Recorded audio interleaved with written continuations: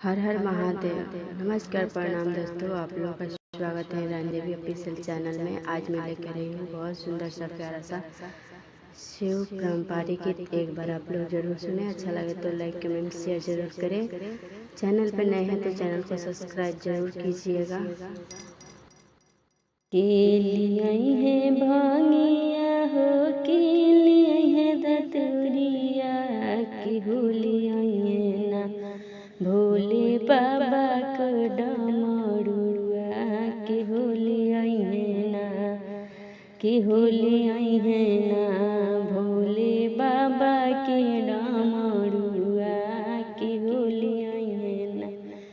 ससुर लियाई है भांगिया हो, भसुर लियाई है धतुरिया, सैया लियाई है ना भोले बाबा के डमरुआ, सैया लियाई है ना।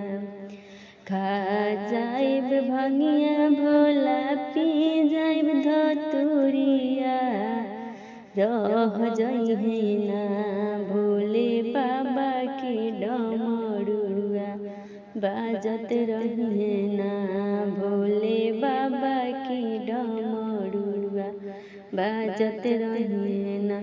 खा जाइब धतुरिया भोला, पी जाइब भांगिया, रह जाई है ना भोले बाबा के डमरुआ, बाजत रहे ना।